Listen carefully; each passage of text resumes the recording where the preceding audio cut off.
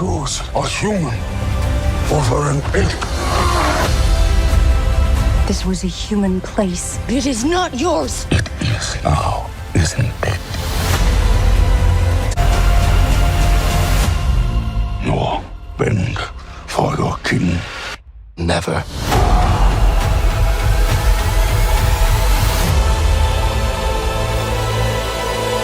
Kingdom of the Planet of the Apes is directed by Wes Ball, and this film is set several hundred years after the events of the previous Planet of the Apes trilogy that came out in the 2010s. Now, before jumping into my full review, I just want to apologize for how the audio is going to sound. I'm in a hotel room for a work trip, and I didn't have time to record before I left. Not going to have time before my next work trip, so this is the best I can do. So again, I apologize for the echo that's going to be in this video, but I appreciate you guys watching. Let's do the review. So again, the movie opens several hundred years after the events of the previous Planet of the Apes trilogy, to the point where you are dealing with a tribe of apes that lives very peacefully. They raise eagles, and nobody in that tribe has any knowledge of Caesar or the events from several hundred years ago. So all of the good Caesar tried to bring into the world is just sort of lost, but they are living in peace. But of course, one day that tribe is interrupted in their peacefulness by another warring group of apes that wants to create their own kingdom of the Planet of the Apes by any means necessary. They take most of the people from that tribe, or they kill several people from that tribe, and you have one lone surviving ape that goes on a mission to save his people and learn the teachings of Caesar. That's the best description I can give you. If that sounds like a fun time, well, the movie's playing in theaters right now. You can go check it out. I did see this on a very big screen, and I would recommend watching this on a big screen for the special effects that we'll get to in a little bit. With that said, let's get into my positives and some of my negatives. First positive I have for this movie is the CGI is beautiful. It really is. The way that they make the apes look in this movie is better than any previous Apes movie that they've ever put out. And I thought the most recent trilogy of Apes film was the best looking Apes films we've ever gotten, but somehow they managed to do this movie even better. The way the fur blows off of the apes just looks gorgeous. The CGI in this movie, the eagles, all of the CGI that they use, which I'm gonna guess is the majority of this movie, is beautiful. It's so well done. My other positive for this movie is going to be the fight scenes. I thought they were really fun. Getting to watch these apes go up against each other. There's sort of like different power levels to the different apes. Like you've got the silverback gorillas who are just massive and they throw their weight around and pretty much nobody is going to be able to beat them, but you can outmaneuver them. And you see that in the last act of this movie, especially where you've got one of these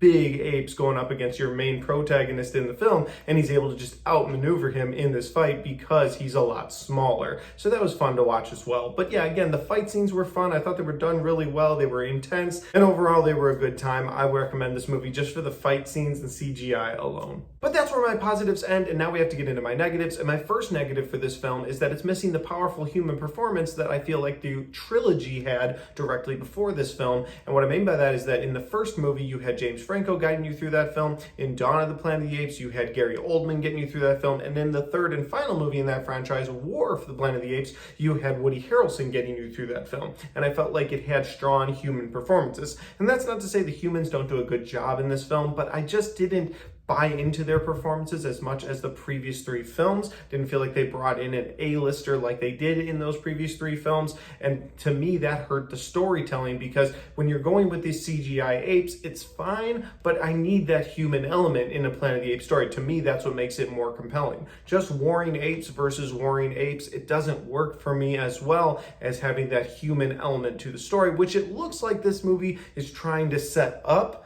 for the next couple movies, is some sort of war again between humans and apes. But in this film, it was lacking, and I felt it. That leads me to my next negative, and that is that this movie spends so much time with the good apes trying to explain to each other that apes and humans together are strong, and they need to trust each other, and they need to get along with each other. And the movie spends a good 2.5 hours of the entire runtime of this movie explaining that, just to sort of set up at the very end of the movie that the humans might not be on the level, and they actually might be the villains going forward in this franchise. And again, I don't know why you would spend the entire movie saying apes and humans together strong. Okay, I get it's a play on Apes Together Strong from the previous trilogy, but I don't know why you'd say that just to set up there's a potential human villains going forward. And don't get me wrong, I like the idea of human villains, but then why spend this entire runtime saying that they should live together in harmony when you're just going to turn around and make them the villains going forward? Now, I don't have any inside information. That may not be what they do. It's just what it looks like they're going to do based on the events at the very end of this film. And that'll lead me to my final negative of this film, and that is that this movie is way too slow paced for ultimately not progressing the story very much. You have warring apes with each other the entire time. You have humans that aren't as brain dead as other humans, and they're sort of going along with the good guy apes, helping things out. But again, by the end of the film, like I just said, it sort of seems like they're setting up the humans being the villain going forward. So this movie spends so much time, at least the first hour and a half, just getting to the point of this movie, which is that there's a secret government facility that the bad apes haven't been able to break into yet, and the human, along with the good apes, are trying to get in there before them. But again, it takes an hour and a half to 2 hours just to get to that point, and it's like this setup is way too long. It's such a slow burn pace. And listen, I understand that Apes films in the past have been sort of slower movies. There has that sci-fi element to it. It doesn't need to be this action-packed movie. That's fine. It doesn't have to be fast-paced, but then give me more substance instead of just, hey, humans and apes can work together and we're going to beat the bad apes. Oh, but as it turns out, the humans might be bad. So sort of all of my negatives for this film are contained in that story and just the pacing of that story itself.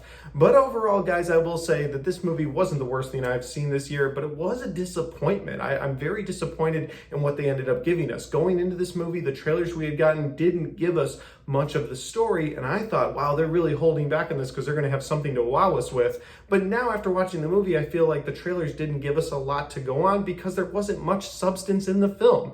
I would recommend this movie to be watched on the biggest screen that you can watch this on, possibly, because this movie is beautiful to watch. The cinematography in this movie is gorgeous. The CGI in this movie is gorgeous. So if you want to watch it in a theater for those reasons, I completely understand. See it on a big screen with great sound, I understand that. But if you're looking for the story element of this movie to move you, to wow you, I don't think you're going to get that, and I think you'll be as disappointed as I was, because I think the story elements of the previous three films were so much better than what we got in this movie. But guys, those are just my opinions, because that's my review for Kingdom of the Planet of the Apes. Guys, have you seen this movie yet? If you have, let me know in the comment section down below where we agree, where we disagree, maybe some of the things I enjoyed you didn't, or vice versa. I always love knowing your thoughts, and I love going back and forth with you guys in the comments. Again, I apologize for the audio in this video, but if you like this video and you want to watch more, don't forget to hit that like button, because it helps the video, it helps the channel, and it helps me right here. Thanks for watching.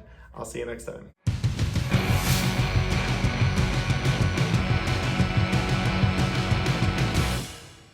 Alright guys, we got to the end of the Kingdom of the Planet of the Apes review, and yeah, this is so echoey, and I got neighbors on either side of me in this hotel, and I'm very self-conscious, so it's taken a while to actually put this together, even though the review is not going to be as long as some of my other reviews that I've done. But that is what it is. With that said though, guys, if you like this, you want to check out more of the content on my channel, well, I've got all of my 2023 movie reviews right there, and I've got all of my 2024 movie reviews right there.